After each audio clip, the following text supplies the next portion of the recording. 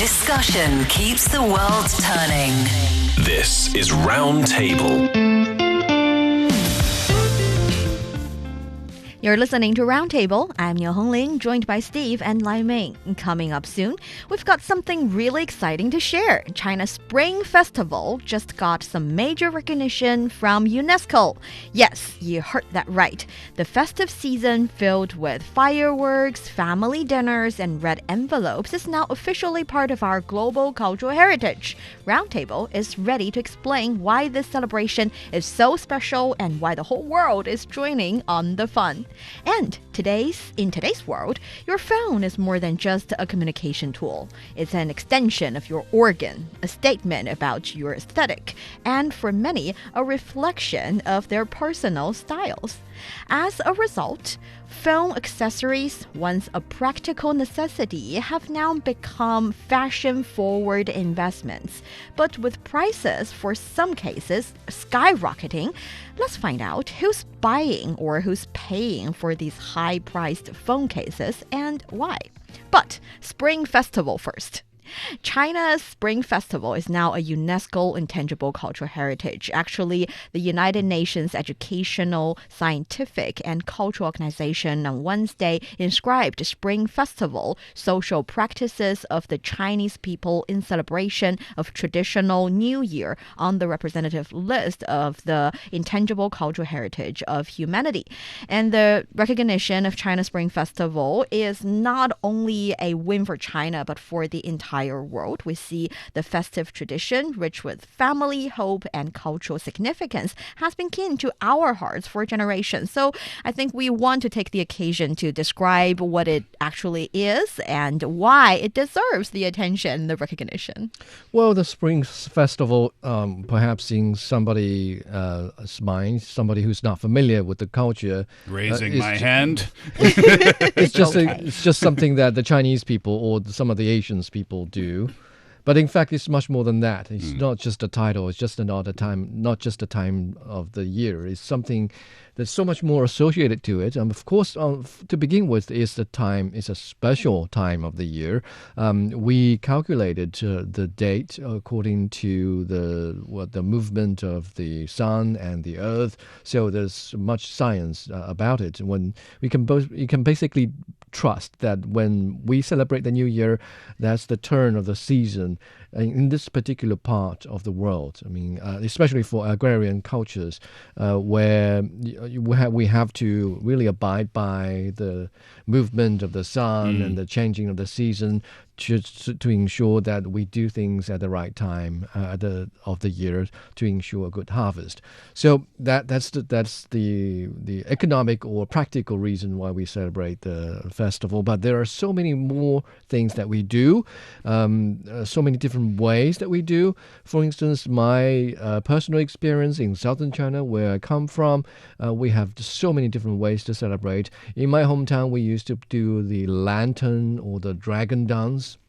So ours was a dragon made of bamboo framework and then red paper Clothing of the dragon. And then there are candles, and there are candles light up. And so young folks in the township or in the village will wave these lanterns around to form a dragon, and then they will go through different institutions. So the Forestry Bureau, the electricity, and then the power grid, and then the hydro and engineering. So they will tour the streets and to share their happiness with the residents. Now, in the West, we see this represented in Chinese art culture a lot, the dancing dragon, yes, if you will. Is that what you're talking about here? Yes, but there are so many forms kinds. if you are familiar with the culture, because maybe in your culture or where you come from, you're being exposed to one type of celebration or one type of dragon. But even in my hometown, if you go to a different, let's say, city or township, they have a different way of doing the dragon dance. I was fortunate to have seen another form of dragon, and that is in a very small village, and they will organize the young lads and more experienced, relatively middle-aged people. They would have a special kind of bench. So these four-legged bench that you sit at a table to have lunch and then dinner. So this bench, and then they will put a candle on top of the bench, and they will drill holes on both ends of the bench so that different benches can be locked together to form a dragon. Wow. That would be quite heavy to move, would it not? Yes, which is why it's a kind of dance. It needs to be choreographed. You have to be experienced. You have to go through the training. So it's something to see. It's really impressive when it gets dark and during the New Year. Interesting. When I first visited Beijing, it was in February, I believe, which is the relative time of year that we're talking about. And there were so many red decorations all over the city, so many lanterns. Sure. And I didn't know anything about Chinese culture at that time, and I'm still obviously learning, but especially at that particular time. And I thought, wow, Beijing's really cool. I was thinking it was like this year-long all the thing. time. It was constantly decorated that way, but it was for the celebrations. Now, correct me if I'm wrong. This is what I found. The fireworks and the red decorations in front of many homes and businesses were intentionally or originally intended and intentionally placed to scare away a beast called Nian, which translates to year, which is a mythical beast thought to have preyed on people and livestock at the turn of the year.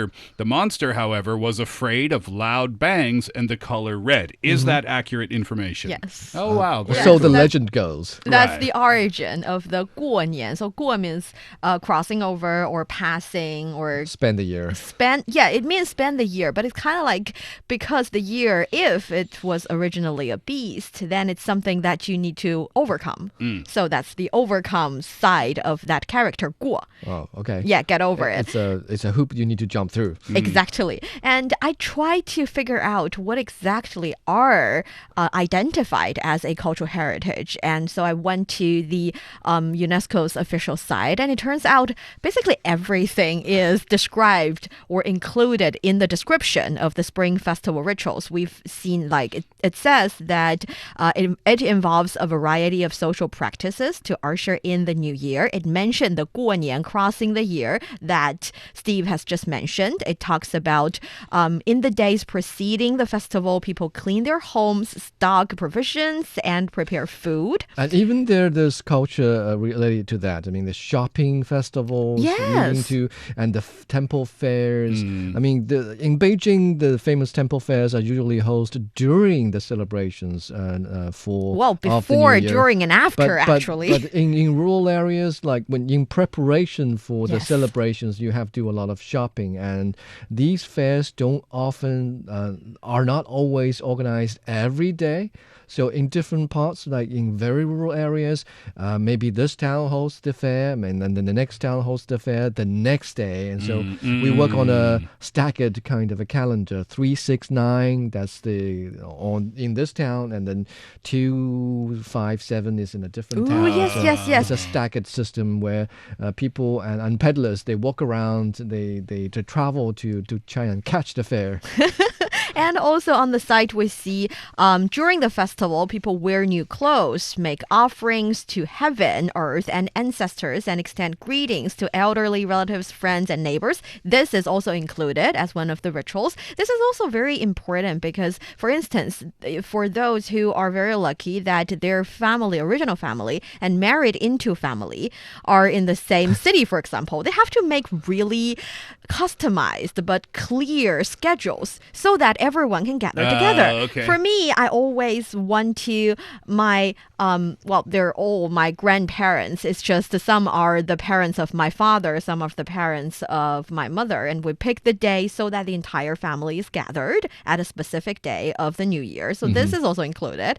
And also traditional knowledge of the rituals, customs, legends, ballads associated with the Spring Festival. I wonder if the Spring Festival Eve Gala CMG hosted is also included in this, because I think it's certainly become a great part ritual of the tradition for our generation. Because just now before the show, I was looking at the announcement, or in fact the news coverage on the story of UNESCO's inclusion of the New Year on CCTV's website, and then in the background, in the background of the video, it was the rhythm or the rhyme that they use for the special coverage every year, and Every they really year, the brings melody. me back. I mean, the atmosphere is instantly there when you turn on the background music. I was also checking news because I wanted to know what it was like last year and what it was like in terms of transportation.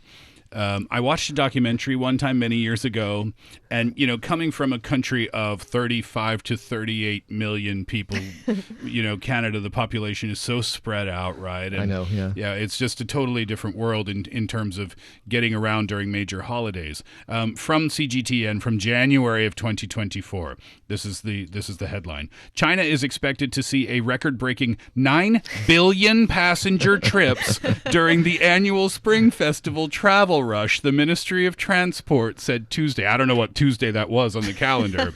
9 billion people on the move. I was trying to work out the math. So if Canada's population is 35 million, 36, 37, whatever, the whole country would have to move 6 times. That's the thing. Because if you, again, have heard already what we've discussed, visiting the family, getting together with the family is a huge deal. It's the biggest family reunion occasion of the year. And we have to say China is a populous country for sure. But yes, those are included. And we see, the reason I went to the official site, by the way, was to see, are there like clear listed activities or rituals or knowledge that are included in as a cultural heritage, or it's basically the entire They couldn't thing. be exhaustive. Right? Yeah. That's the thing. So I was thinking maybe we can, develop on top of preserving some of the rituals, most of the rituals and knowledge and everything, we can also develop new ones. We can Like watching include. CCTV New Year Gala. I think it's already one of it. It is. I love this little snippet from the news. The listing of the Spring Festival as an intangible cultural heritage of humanity is an acknowledgement of not only its Chinese roots, but also the ideas that it carries that connect all of humanity. The Spring Festival bears Chinese civilization's pursuit of peace and harmony. It promotes best wishes for the future and substantiates the common values of humanity, such as social inclusion and a sound relationship between man and nature. Yeah. And if you're wondering why was this suddenly chosen as it was very recently, that's exactly why it was chosen. Well, in the same vein as people will greet each other in the streets when they're celebrating Christmas, here in China, when it's the festive season, people become extra friendly. Not saying they're not friendly on average days, but they become extra friendly. And even if you were fortunate or unfortunate to travel on a train back home Among 9 billion people on New Year's Eve, and chances are people will you could sense the festivity. Perhaps the passengers, the conductors might send dumplings to you. Really? To you guys. Yeah. Yeah. Oh wow. That's so this would this be fair to say? And this is about a 2-week event, right? Roughly, actually a month. Officially, I mean, since people have to work, so it's a 7-day holiday, but traditionally it's a 2-week celebration, leading up to the 15th of the first month, and which is the Lantern Festival. All the celebrations culminates on the 15th. And the Lantern Festival is the culmination of the entire celebration. Well, the most important day obviously would be the first day of the new year. But on the last day of the 15-day celebration, there's the culmination, because traditionally people would go out and enjoy the scene as lanterns lit up, traditionally in ancient China. So we didn't have LED, we didn't have a big screen, an 8K screen across different cities. So all we could rely on enjoy was lanterns. And so back then, young ladies, Chinese people can be quite conservative in some parts of our history. And so young women and ladies were not necessarily allowed outside in the middle of the night on average days. But on this particular day, everybody was out. Everybody was just going to temple fairs and just talking and buying snacks and just chit-chatting. Lovely. Yes, and it's kind of like if you love Spring Festival so very much, like myself, you would use the first 15 days just before the first day of the new year on the Chinese calendar to ease into the festive atmosphere, and then you use the following 15 days to fade out a little bit, so the celebration can be a month long. Understood. And China now has 44 elements or practices on the intangible cultural heritage list of the UNESCO. Including, for example, traditional tea processing, the 24 solar terms, and the Chinese 珠算, knowledge and practices of mathematical calculation through the abacus. Abacus, yeah. Yes, and strategy for training coming generations of Fujian puppetry practitioners. So there are many, 44 to be more precise, and it is the most enlisted country in the world. Not just because of this new one, it was already, and I think it continues to be Yes. the most enlisted country in It's the a world. big country. It's a big country. You're listening to Roundtable. Stay tuned. We'll be right back after the break. Looking for passion? How about fiery debate? Want to hear about current events in China from different perspectives? Then tune in to Roundtable, where East meets West and understanding is the goal. It's Roundtable with myself, Niu Honglin, Steve Hatherly, and Laiming. Have you ever wondered why phone cases, which used to cost just a few dollars, are now priced like designer handbags? Well, it's not just about protecting your phone anymore. It's about branding, fashion, and keeping up with the trends. But who's actually, buying these pricey accessories? Yeah, this is interesting, isn't it? We're talking phone cases here today. Before we get into this, Laiming, do you have a really fancy phone case? I know the answer to this already. you and I have the same phone case. I have a modest phone case. Go on. What does modest mean in this context? It's a transparent plastic. It's the free one that you get when you buy the phone, which is exactly the same one I have. And Honglin shamed us before the show today. Tell us about your fancy phone case. My phone case is practical because I can put some of my cards and badges in my phone case. So it's practical. But I have to say, I used to have, quite fancy phone cases. It's kind of like a little handbag. We can put a lot of things in it. Or a handbag. A tiny little one. You can put cards in it. You can put cash in it.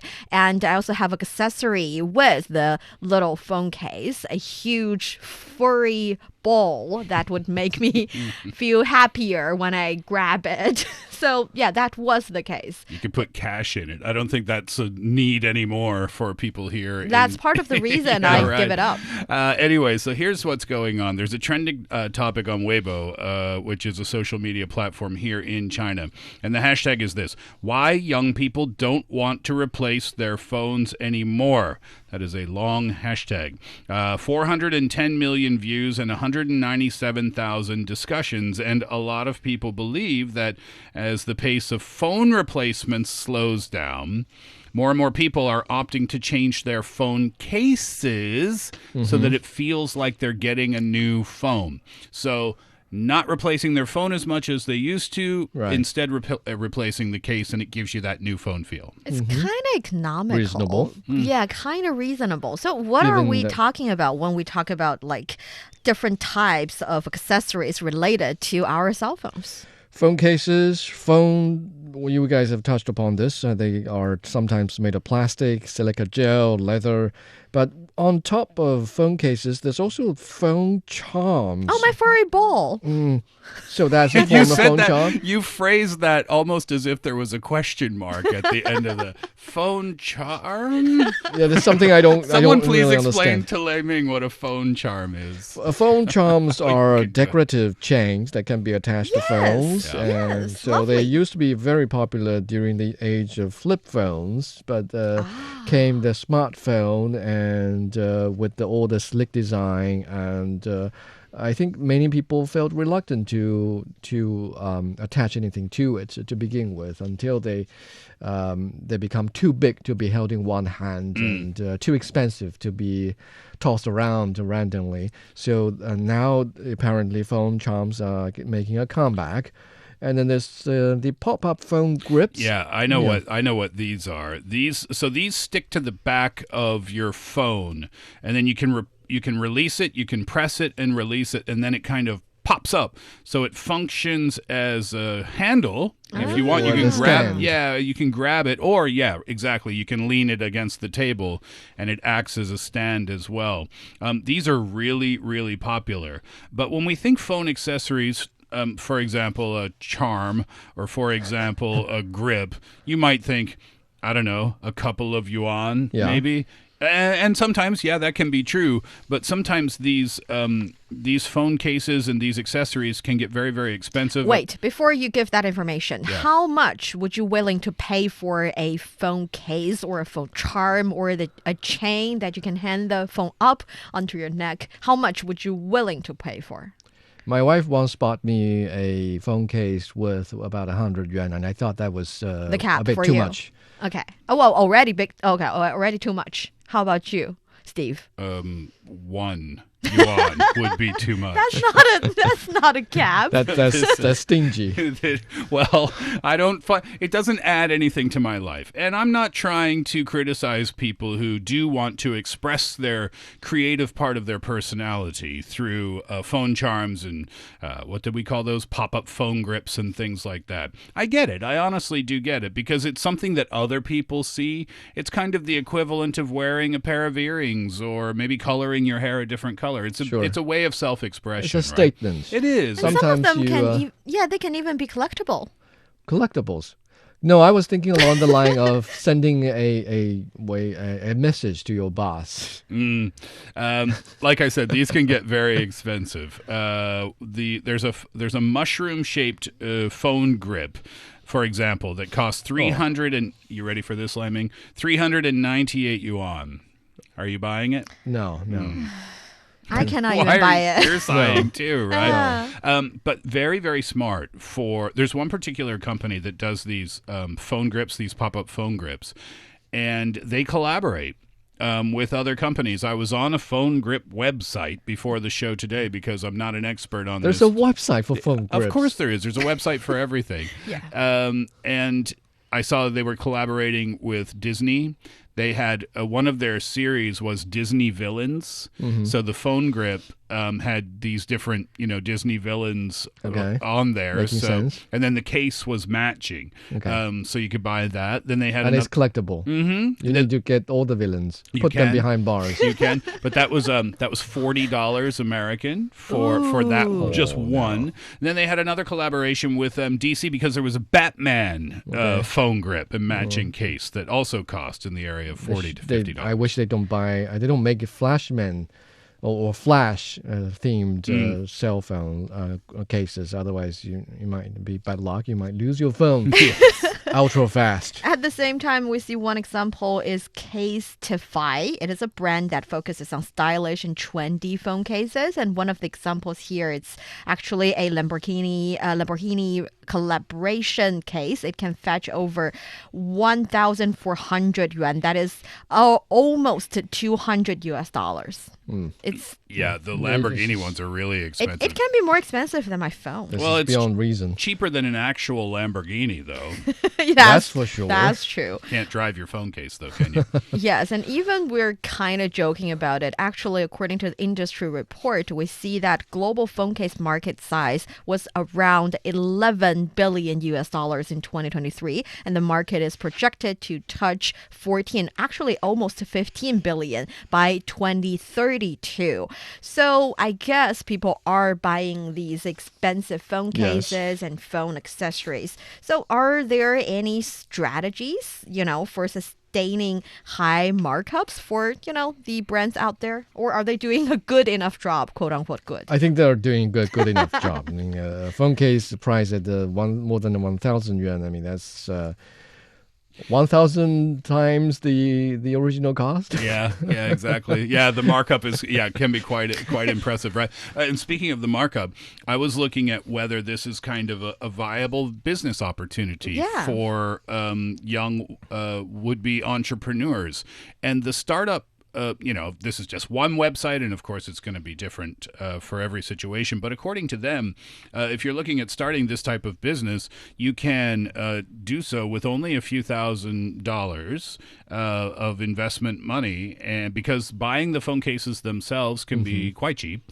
Okay. And then there's a markup calculator where you can decide how much you want to sell it. Yeah, there's a markup calculator, how much you want to sell it for. So it's kind of a viable business for young people if they're looking to start out, because you can make a lot of money. It's a massive, you're right, we're making jokes, but it's a massive, massive industry. Yes, and for those of you who are quite artistic, you are very talented, and you're good with these kind of artworks, you can also be the one who's providing customized phone cases. You can live stream or record the entire process of making these customized phone cases, put them on TikTok or put them on whatever social media platforms that you use, and that will earn you a fortune. And that kind of phone cases I might be willing to pay for.